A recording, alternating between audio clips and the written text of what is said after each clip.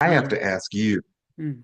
because I know what it's like as an independent also Yes. to have great highs, great contracts that keep you going. And then sometimes the well kind of dries up a little bit and Yes. you have to sort of see your way to the what's next. Mm. We're creatives, we're enterprising, but we're not Mm. corporate whores. So Yes. we really do kind of beat to our own drum in that regard.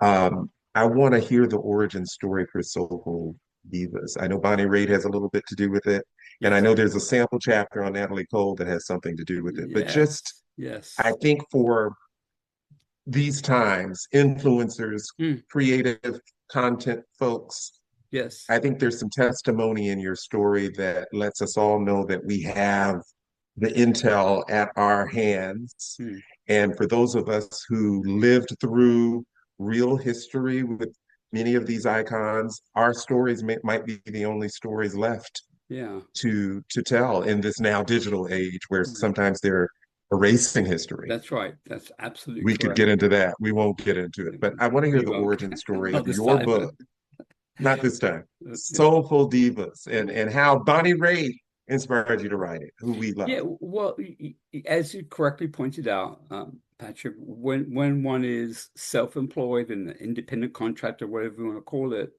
there are highs and lows in life. I never worked for a company per se, but of course I did write for different magazines, Billboard and so forth. And there was this particular point in my journey, and it would have been around 1998, actually. Uh, and to set some context for it, I had the honor to be on the board of a Rhythm and Blues Foundation, which was very much devoted to providing support and honoring artists who oftentimes were neglected by could say the wider music industry. And so it was just a joy to be the secretary on the board of that. And one of the other people on the board was Bonnie Raitt. And so we had some artists on the board. We had, Ruth Brown, who was the pioneer for starting the whole idea of the Rhythm and Blues Foundation, Jerry Butler. There was great people on the board. And Bonnie and Billy Vera, I think, was also on the board at some point. But anyway, Bonnie and I, sounds like a title for a song or a movie. Bonnie and I gelled immediately because she had a heartfelt passion for this music.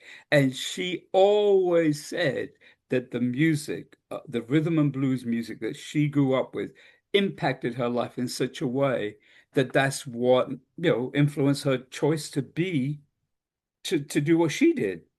And we bonded. We were like, not two peas in the pods. We agree on a lot of things. And so we stayed in touch outside of the Rhythm and Blues Foundation. And anyway, so this one Saturday morning, I was really going through a tough time. I lived in LA. The rent was due. I was like, how am I going to, really? I'm like, what am I going to do? This is like, I got to find something to do here because whatever I'm doing I need money. And so I think I called her, or she called, no, I called her. I said, "Oh, hey, Bonnie, how you doing?" Blah, blah, blah. And I wasn't really calling her to ask her help. I just was advice. And then she said, "What are you doing today?" I said, "Well," and I told her some truth. I said, "I'm really having a hard time right now, blah, blah, blah." So she said, "Well, why don't you, I'm going with my husband, her then husband to something. Would you like to come with us?" Yeah, blah, blah, came pick me up. And she said, "I'm going to bring an envelope with me." Well, okay. So we get there and we would talk and chat, chat, chat. And then, oh, David, I'm so sorry, I forgot the envelope. I'm like, oh, okay. So call my office first thing Monday morning, and I'll have the envelope sent over. So the envelope arrives on the Monday morning after I call them, and in there was a check for $3,000. Now you have to know back then that was a fortune. Back then, 90, right well, now. yeah, Patrick.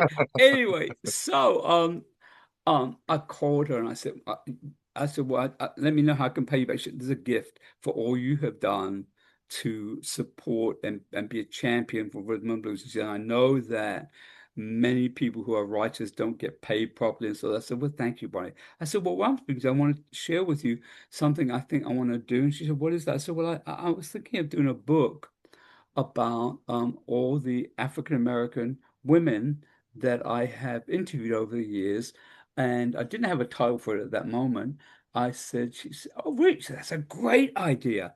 I said, well, okay, so I've written one chapter as an idea of it, because I thought, let me do something. And it was a chapter on Natalie Cole, who I had met first at the very beginning of her recording career. And and I knew Natalie well. And it was really about her recovery from going all the way down to coming back up the other side, so to speak. And I sent it to Bonnie, and she said, uh, "This is great. You should definitely do it." Now, to be fair, there was another person I'd mentioned the idea to years before, who was an attorney, and he said, "Well, it's a good idea." He thought it was a good idea, but I didn't do much with that. But once Bonnie said yes, I said, "All right." So I said, "Okay." I thought, "What can I do?" So I thought, "Well, Billboard. I write for Billboard. Maybe Billboard has a book division." And I look and I find, yes, they do. So I think I called Ken Schlager, the guy I mentioned earlier, and I said, how do I Yes, get in touch with the book division? He said, well, this is the person.